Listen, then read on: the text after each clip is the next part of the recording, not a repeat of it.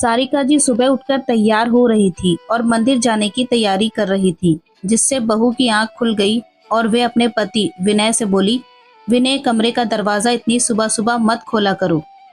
तुम्हारी माँ सुबह 5 बजे से ही खिटपिट करने लग जाती है। सुबह के समय इतनी अच्छी नींद आती है और तुम्हारी माँ सब बेकार कर देती है। इन्हें खुद तो कुछ काम धंधा नहीं है, बस अब तैयार होकर निकल जाएंगी मंदिर के लिए। यहाँ मैं अब उठ जाऊंगी और पूरा दिन घर के कामों में लगी रहूंगी। इनका क्या है, ना कुछ करती है ना धरती है। बस सुबह उठकर मंदिर चले जाओ, मंदिर से आकर खाओ पियो और सो जाओ। पर मुझे बहुत काम होते हैं। तभी विनय बोला, रश्मि, मुझे तो काम का समझ में नहीं आता। पता नहीं तुम्हारा कितना काम रहता है कि पूरा दिन कमाई करती हो, जिसमें कि झाड़ू, बर्तन और कपड़े धोने के लिए काम वाली बाई तो आती ही है ना। फिर भी वे बोली, हाँ, बस घर में यही काम तो होता है करने को, और भी बहुत कुछ होता है। वैसे भी तुम्हारी माँ, जब घर में मन ही नहीं लगता तो तुम उन्हें वृद्धाश्रम क्यों नहीं छोड़ाते? वो भी चैन से रहेंगी और मैं भी। विनय बोला, क्या तुम भी एक ही बात? हाँ, बस खाने का ही तो काम है, उसमें भी माँ सब्जी साफ करके काटने का काम तो कर ही देती है। वो बोली, बस करो, अब माँ पुराण मत सुनाओ, चलो सो जाने दो, गेट बंद कर दो।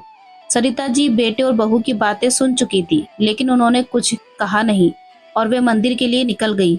अगले दिन ही उनका चश्मा टूट गया, तो वे शाम को सब्जियां साफ करती हुई बोली, बहू, मेरा चश्मा टूट गया है, तुम विनय को कह देना कि चश्मा बनवा दे। रश्मि बोली, माँ जी, इस महीने हाथ थोड़ा तंग है, अगले महीने बनवा देंगे। सारिका जी बोली, ठीक है बहू। शाम को विनय आया, फिर सब खाना खाकर सो गए। रश्मि जी रात को उठी, उन्हें प्यास लगी थी। वे पानी लेने गई तो किचन में उन्हें सही से दिखाई न देने के कारण हाथ लगने से कांच का गिलास टूट गया, जिसकी आवाज सुनकर रश्मि बाहर आई और जैसे ही टूटा हुआ गिलास देखा, उसका तो पारा 7वें आसमान पर पहुंच गया। वे गुस्से से चिल्लाती हुई बोली, आंखें हैं या बटन, दिखाई नहीं देता? भगवान ने दो दो आंखें दी हैं, फिर भी देख नहीं सकती। महंगा गिलास तोड़ दिया, अब इसकी भरपाई कौन करेगा? शोर सुनकर विनय भी बाहर निकल आया। वो बाहर आते ही बोला, ये क्या हो गया, इतना क्यों चिल्ला रही हो? रश्मि बोली, तुम्हारी माँ ने इतना महंगा गिलास तोड़ दिया। पता है, मेरे पापा इसे यूरोप से लाए थे और तुम्हारी माँ ने इसे तोड़ दिया। विनय ने कहा, रश्मि, माँ ने इसे जानबूझकर थोड़ी तोड़ा होगा, गलती से टूट गया होगा, इसमें इतना चिल्लाने की कौन सी बात है? कांच की चीजें तो टूट ही जाती हैं, तुम तो जरा सी बात का बतंगड़ बना रही हो। विनय ने अपनी माँ की तरफ देखा तो वह बोला, माँ, आप चश्मा पहनना भूल गई, शायद इसीलिए गिलास टूट गया। इससे पहले सरिता जी कुछ भी कहती, रश्मि खुद ही बोल पड़ी, हाँ और क्या, अपनी चीजों का तो होश होता नहीं आपको, ऊपर से मेरा नुकसान और कर दिया। इतना कहकर वो गुस्से में अपने कमरे में चली गई और कमरे में जाकर विनय से फिर वही बात कहने लगी, मैंने तुमसे कितनी बार कहा है, इन्हें वृद्धा आश्रम छोड़ आओ, पर तुम हो कि सुनने का नाम नहीं लेते। अरे, वृद्धा आश्रम में क्या इंसान नहीं रहते? इन्हें भी इनकी उम्र के लोग मिल जाएंगे तो मन लगा रहेगा। मैं कौन सा अपने लिए सोच रही हूँ, इनके लिए ही कह रही हूँ, पर तुम हो कि सुनते ही नहीं। विनय बोला, रश्मि, पापा का दिया हुआ एक गिलास टूटा है, बाकी सारे सेफ हैं। तुम हर बात के बीच में एक ही बात क्यों घुसा देती हो? तुम्हें इतनी सी बात समझ में नहीं आती कि माँ ने मेरे लिए कितना कुछ किया है, और अब जब उन्हें मेरी जरूरत है तब मैं अपनी माँ का ख्याल भी ना रख सकूं तो बेटा किस बात का? रश्मि बोली, तुम तो बस अपनी माँ के गुणगान गाते रहो। विनय बोला, क्यों ना कहूँ, मेरी माँ ने मेरे लिए क्या कुछ नहीं किया। पापा की मौत के बाद हम एक एक पैसे के दोस्तों के मोहताज हो गए थे, घर में खाने का दाना भी नहीं था। फिर माँ ने पढ़ी लिखी होने पर भी तो मेरी खातिर ही कहीं और अच्छी नौकरी नहीं की, क्योंकि यदि वो किसी और ऑफिस में जाती तो मुझे अकेला छोड़ना पड़ता। मुझे साथ रखने की खातिर उन्होंने दूसरों के यहाँ झाड़ू पोछा और बर्तन कपड़े जैसे जाने कितने काम किए। खुद एक वक्त की रोटी खाती, पर मुझे किसी चीज की कमी ना होने देती। तुम्हें पता है, एक बार मैंने उनसे रेंजर साइकिल की डिमांड कर दी। तब मैं छोटा ही था, उस वक्त माँ की तनख्वाह भी कम थी, फिर भी उन्होंने पैसे बचाने के लिए रोज काम पर पैदल जाना शुरू कर दिया। अरे, एक एक पैसा जोड़कर उन्होंने मेरे लिए अगले जन्मदिन तक साइकिल ले आई। तुम ही बताओ रश्मि, मैं अपनी माँ को कैसे छोड़ सकता हूँ। कुछ समय के लिए तो ऐसा लगा जैसे रश्मि पूरी तरह बदल गई है, लेकिन कुछ समय बाद फिर से उसका वही बात शुरू हो गई। इस वास्ते विनय बहुत परेशान था कि वे रश्मि को आखिर कैसे मनाए। कि तभी उसकी नजर सामने से आते महेश पर पड़ी, जो कि उसका साला था। विनय को दूर से देखते ही महेश उसकी तरफ दौड़ा और आते ही उसे गले लगा लिया। महेश और विनय जीजा साले बाद में थे, पहले जिगरी दोस्त थे। दोनों एक दूसरे को अपनी हर बात बताया करते थे। लेकिन महेश कुछ समय से शहर से बाहर रह रहा था और काम में व्यस्त होने के कारण दोनों की बातचीत भी नहीं हो पाती थी। और जब आज इतने दिनों बाद मिले तो दोनों ही खुशी का ठिकाना नहीं था। दोनों ने साथ में खाने का प्लान बनाया और महेश और उसकी पत्नी दोनों विनय के घर डिनर के लिए आने वाले थे। और इस बात से रश्मि भी बहुत खुश थी कि वे इतने दिनों बाद अपनी भाभी से मिलेगी। रश्मि ने कहा, अपनी सास से कहा, माँ जी मेरे भैया और भाभी घर आ रहे हैं, तो आप जरा खाने पीने का देख लेना। सारिका जी एक शुक्र गृहिणी थी और खाने में मसाले भी हाथ से ही डाला करती थी। उनके हाथों में एक अलग ही जादू था। वे खाना इतना स्वादिष्ट बनाती थी कि अच्छे अच्छे होटल भी फेल हो जाए। सारिका जी लगभग सारा खाना बना चुकी थी और जैसे ही महेश और उसकी पत्नी अंदर आए, उन्हें देखकर रश्मि अपनी सास से बोली, माँ जी जरा जल्दी जल्दी हाथ चलाओ, और खुद उनसे बाहर मिलने चली गई। बेचारी सारिका जी ने लगभग सारा खाना तो बना ही लिया था, अब केवल खीर में चीनी डालना बाकी था। और उन्होंने रश्मि से कहा, बहू जरा शक्कर का डब्बा उठाकर दे दो। और जल्दी जल्दी में रश्मि शक्कर की जगह उन्हें नमक का डिब्बा पकड़ाकर चली गई। चश्मा न होने के कारण सारिका जी ने वही नमक शक्कर समझकर खीर में उड़ेल दिया। महेश और उसकी पत्नी ने सारिका जी को यथावत सम्मान दिया। आते ही उनके पैर छुए प्रणाम किया, फिर अपनी बहन रश्मि से मिले। और तभी विनय भी बाहर से कुछ सामान लेने गया था, वो आ गया। सब लोग बैठ गए, बातचीत करने लगे। सारिका जी महेश और उसकी पत्नी के लिए नाश्ते का सारा सामान ले आई। रश्मि वहीं बैठी रही। ये सब महेश और उसकी पत्नी देख रहे थे, लेकिन उन्होंने कुछ नहीं कहा। नाश्ता करने के बाद सब लोग वहीं बैठे बैठे बातें करते रहे और सारिका जी किचन में खाना बनाने चली गई।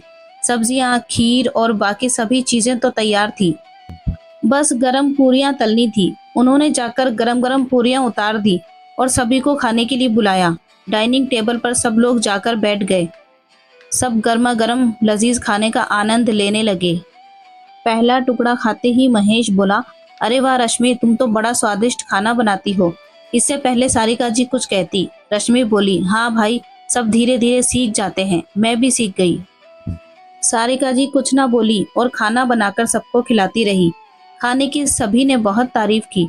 और अब खाने के बाद रश्मि ने कहा, मम्मी जी कुछ मीठा ले आइए, भाई को भी तो पता चले कि उनकी बहन कितना स्वादिष्ट खाना बनाती है। तभी सारिका जी सबके लिए खीर ले आई और जैसे ही सबने खीर खाना शुरू किया तो तुरंत ही वॉशरूम की तरफ भागे, या किसी किसी ने वहीं डस्टबिन में ही खीर पलट दी। रश्मि थोड़ा घबरा गई। उसने फिर खीर चखी और खीर चखते ही बहुत तेज चिल्लाकर बोली, माँ जी ये क्या किया आपने, आपको जरा भी तमीज नहीं है, आपने शक्कर के बदले नमक डाल दिया। तभी महेश आया और बोला, रश्मि लेकिन खाना तो तुमने बनाया था ना, फिर नमक माँ जी ने कैसे डाल दिया। रश्मि एकदम चुप हो गई। तभी सारिका जी हाथ जोड़ते हुए बोली, बेटा मुझे माफ कर देना, गलती मेरी ही है, बहू ने तो कुछ नहीं किया, फिर मैंने ही बनाई थी खीर और उसमें नमक भी मैंने ही डाला था। महेश ने सारिका जी के हाथों को पकड़ते हुए कहा, अरे मौसी जी, ये आप कैसी बातें कर रही हैं, मैं आपके बच्चे के समान हूँ, आप मेरे आगे हाथ मत जोड़िए। कोई बात नहीं, ऐसी छोटी मोटी बातें तो होती रहती हैं। महेश और उसकी पत्नी खाना खाकर चले गए, लेकिन रश्मि ने इस बात को यहीं खत्म नहीं किया। वह उनके जाने के बाद अपनी सास के पीछे पड़ गई। वह सारिका जी से बोली, आखिर आपकी प्रॉब्लम क्या है, आप मुझे चैन से जीने क्यों नहीं देती, जरा सी खुशी आपसे बर्दाश्त नहीं होती मेरी। सारिका जी बोली, लेकिन बहू, शक्कर की जगह नमक का डब्बा तो तुम्ही ने निकाला था ना। तभी विनय महेश को छोड़कर आया। वह बोला, माँ लेकिन आपने ध्यान नहीं दिया, चलो कोई बात नहीं, लेकिन मैं जब भी देखता हूँ आपके पास चश्मा नहीं होता, तभी आप गलतियां कर देती हैं। मैं आपके लिए एक डोरी में वह चश्मा बांध देता हूँ ताकि आप इधर उधर रखकर ना भूल जाओ। इस बार सारिका जी ने विनय को सच बता दिया। उन्होंने कहा कि विनय, मेरा चश्मा पिछले 1 महीने से टूटा हुआ है, जिसके कारण मुझे चीजें सही से दिखाई नहीं दे रही और ये गलतियां हो जाती हैं। विनय बोला, लेकिन वो आपने मुझे पहले क्यों नहीं बताया कि आपका चश्मा टूट गया है? मैंने बहू को बताया था, तो बहू ने कहा कि इस महीने तुम्हारा खर्चा बहुत ज्यादा हो गया है, तो अगले महीने तुम मेरा चश्मा बनवा दोगे, इसलिए मैंने दोबारा तुम्हें नहीं बताया। विनय ने घूर कर रश्मि की तरफ देखा। रश्मि ने नजरें झुका ली। इस रोज रोज की चिक चिक से विनय परेशान तो था ही, पर अब वो किसी भी कीमत पर इसका कोई हल खोजना चाहता था। अगले ही दिन महेश का फोन आया और उसने एक ही बात में अंदाजा लगा लिया कि वे परेशान है। महेश बोला, क्या हुआ? मैंने तुम्हें इतना परेशान कभी नहीं देखा। क्यों परेशान हो? वो बोला, कुछ नहीं यार, बस रोज रोज के ड्रामे हैं। मैं तो तुम्हारी बहन को समझा समझा कर थक चुका हूँ, लेकिन वो हमेशा एक ही जिद पर अड़ी रहती है कि माँ को वृद्धा आश्रम छोड़ दो। और तुम तो जानते ही हो मेरी माँ ने मेरे लिए कितना संघर्ष किया है। आज जब उन्हें मेरी जरूरत है तो मैं कैसे उन्हें यूं बीच रास्ते पर छोड़ दूं? महेश और विनय ने मिलकर रश्मि को सबक सिखाने का एक प्लान बनाया। अगले ही दिन विनय ने कहा, माँ, आप अपने कपड़े पैक कर लीजिए। मैं आपको आज एक नई जगह ले जाने वाला हूँ, जहाँ आपको बहुत सारे नए नए दोस्त मिलेंगे, आपकी ही उम्र के, और फिर आपको अकेलापन भी महसूस नहीं होगा। सारिका जी ने अपने कपड़े पैक किए और विनय और रश्मि के साथ चल पड़ी। रश्मि आज बहुत खुश थी क्योंकि आज उसकी मुराद पूरी होने वाली थी। वो तो कब से अपनी सास से पीछा छुड़ाना चाहती थी और आज वही होने वाला था, इसलिए रश्मि बहुत ज्यादा खुश थी। आखिर अपनी सास से छुटकारा पाने के लिए उसने क्या क्या नहीं किया। उसने अपनी सास को इतना सताया, लेकिन फिर भी वह घर छोड़ने को तैयार नहीं थी। विनय को भी इतना मनाया, तब कहीं जाकर विनय की अकल में आज ये बात आई। वह सोचती सोचती खुद ही मुस्कुरा रही थी। तभी गाड़ी रुक गई। विनय बोला, रश्मि उतरो और माँ का बैग निकालो। रश्मि खुशी से चहकते हुए बोली, हम लोग वृद्धा आश्रम पहुंच गए क्या? विनय ने उदास मन से सर झुकाकर हाँ में इशारा किया। रश्मि खुशी खुशी गाड़ी से बैग निकालते हुए बोली, हाँ हाँ, बैग में निकाल देती हूँ ना, माँ जी का इसमें क्या है, आखिर उनकी बहू हूँ, उनकी सेवा करने का फर्ज बनता है मेरा।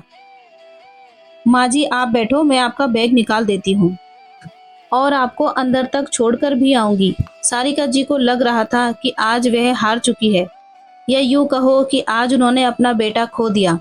उन्हें ऐसा लग रहा था कि जो यहाँ उन्हें छोड़ने आया है वे केवल रश्मि का पति मात्र है, उनका बेटा नहीं, जिसके लिए उन्होंने इतना कुछ किया।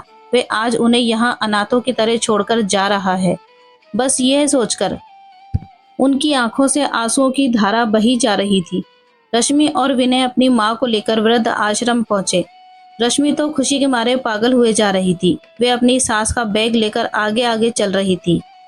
जैसे ही वो वृद्ध आश्रम के अंदर घुसी तो उसकी आंखें फटी की फटी रह गई। उसने अंदर जो देखा उसे देखकर उसके पैरों तले जमीन खिसक गई। वहां वृद्ध आश्रम में, जहां वे अपनी सास को छोड़ने आई थी, वहां उसके माँ बाप एक तख्ते पर बैठे हुए थे और दोनों की ही स्थिति काफी दयनीय लग रही थी। उन्हें देखकर रश्मि के हाथ से बैग छूट गया। वे दौड़कर अपने माता पिता के पास पहुंची और जाते ही उनके गले लग गई और बोली, मम्मी पापा आप दोनों यहाँ कैसे? दबी हुई आवाज में उसके पिता ने कहा, बेटा हम जैसे बूढ़ों का घर में अब क्या काम? जब तक हमारे बच्चों को लगता है कि हम उनकी जरूरत हैं, तब तक वो हमें अपने पास रखते हैं, और जिस दिन उनकी जरूरत पूरी हो जाती है हमें घर से बाहर निकाल दिया जाता है। अपने माता पिता को इस हालत में देखकर रश्मि बौखला उठी। वो बोली, माँ पापा आप चिंता मत करो, मैं भैया भाभी को छोड़ूंगी नहीं। उसने कभी महेश को कॉल किया और वृद्ध आश्रम बुलाया। महेश के आते ही उस पर बरस पड़ी। रश्मि ने महेश से कहा, कैसे बेटे हो आप? आपको शर्म नहीं आती अपने माँ बाप के साथ ऐसा व्यवहार करते हुए? अरे जिस माँ बाप ने आप लोगों को पालकर इतना बड़ा किया, आज उन्हीं को 2 रोटियां आपको भारी पड़ रही हैं। आपसे क्या चाहते हैं मेरे मम्मी पापा? केवल 2 वक्त की रोटी और 2 जोड़ी कपड़े, और आप लोगों से इतना भी नहीं हो रहा? जब आप मेरे मम्मी पापा को नहीं रख सकते तो उनकी प्रॉपर्टी पर भी आपका कोई अधिकार नहीं। या तो तमीज में मम्मी पापा को घर ले जाइए, नहीं तो मैं अभी पुलिस को बुलाती हूँ, और जब तुम्हें और तुम्हारी पत्नी को 4-4 डंडे लगेंगे ना, तो सारी अकल ठिकाने आ जाएगी। तभी महेश बोला, हाँ करो पुलिस को फोन और आने दो पुलिस को। क्या मैं अकेला ऐसा हूँ जिसने अपने माँ बाप को यहाँ वृद्धाश्रम में छोड़ा? अरे तुम क्या यहाँ कीर्तन करने आई हो? तुम भी तो यहाँ अपनी सास को छोड़ने आई थी। ज्यादा प्रवचन देने की जरूरत नहीं है। मुझे भाषण देने से पहले अपने गिरेबान में झांक कर देखो कि तुम कितनी घटिया हो। तुम अपनी इकलौती सास को 2 वक्त की रोटी बनाकर नहीं खिला सकती और मुझे सुनाने चली हो। तुम्हारी बेचारी सास घर का सारा काम करे, उसके बाद भी तुम उन्हें एक एक चीज के लिए तरसा देती हो और मुझे ज्ञान बांट रही हो। करो ना पुलिस को फोन। तुम करती हो या मैं करूं? रश्मि को इन सभी बातों से अपनी गलती का एहसास हो रहा था। महेश बोला, मैं अपनी मम्मी पापा को यहाँ तो कभी नहीं छोड़ूंगा। मैं उन्हें अपने साथ लेकर जाऊंगा। क्या तुम अपनी मम्मी को अपने साथ लेकर जाओगी? बस हो गई बोलती बंद। अब मुझे लेक्चर मत देना, समझ आया? इतना कहकर महेश जाने लगा। तभी पीछे से आवाज आई, हाँ मैं अपनी सास को अपने साथ ही लेकर जाऊंगी और आज के बाद उन्हें अकेले ऐसी जगह पर छोड़ने के बारे में कभी नहीं सोचूंगी। उनका बैग उठाया और उनसे बोली, मैंने जितना भी बेवकूफ़ियाँ की हैं मुझे उनके लिए माफ़ कर दीजिए। मुझे आज एहसास हुआ कि कैसा लगता होगा उन माँ बाप को जिनकी औलाद उन्हें अनाथों की तरह यहाँ छोड़ जाती है। कहते हुए उसकी आंखों से आंसू बहने लगे। वो रोते हुए बोली, शायद ये मेरे कर्मों का फल है जो मेरे माँ बाप को मेरे भाई ने यहाँ छोड़ दिया। तभी महेश बोला, जब तुम अपनी सास को ले जाने के लिए तैयार हो गई हो, ये बहुत अच्छा है, पर मैं अपने माँ पापा को यहाँ से कहीं नहीं लेकर जाऊंगा। रश्मि ने आंखों में आंसू लिए गुस्से से देखा तो महेश बोला, क्योंकि वो तो यहाँ रहने के लिए कभी आए ही नहीं। ढेरों सवाल भरी नजरों से वे महेश को देखने लगी। तभी महेश ने हंसते हुए कहा, अरे बेवकूफ, माँ पापा को आज सुबह ही हम यहाँ छोड़ के गए थे। और तभी सभी तेज तेज हंसने लगे। महेश, विनय और महेश की पत्नी और रश्मि के माता पिता सभी जोर जोर से हंसने लगे। रश्मि और भी ज्यादा रोने लगी। फिर सभी ने उसे शांत कराया और समझाया कि ये सब उसे उसकी गलती का एहसास कराने के लिए किया गया था। और फिर अपनी सास और माता पिता को लेकर रश्मि और महेश अपने घर वापस आ गए। सभी लोग इस बात से खुश हुए और आखिर में सब ठीक हुआ। रश्मि को अकल आ गई और अब वे अपनी सास को भी अपनी माँ की तरह समझने लगी, जैसे उसकी भाभी उसकी माँ को अपनी माँ समझती थी। और यही बात उसकी भाभी ने उसे बताई थी कि शादी के बाद कुछ नहीं बदलता, सिर्फ माँ का चेहरा बदल जाता है, पर हमारा प्यार उनके लिए नहीं बदलना चाहिए। अगर हर लड़की अपनी सास को अपनी माँ समझे तो कोई भी माता पिता वृद्धाश्रम नहीं जाएंगे और ना ही इतने वृद्धाश्रमों की जरूरत होगी। और ये बात रश्मि अच्छी तरह समझ चुकी थी। तो भाइयों और बहनों, ये थी आज की कहानी। अगर आपको कहानी पसंद आई हो तो वीडियो को लाइक कीजिए, शेयर कीजिए और कमेंट भी कीजिए। और हाँ, सबसे ज़रूरी बात, अगर आपने अभी तक मेरे चैनल को सब्सक्राइब नहीं किया है तो प्लीज़ सब्सक्राइब करें। मिलते हैं अगले वीडियो में एक और दिलचस्प कहानी के साथ। तब तक के लिए नमस्कार, धन्यवाद।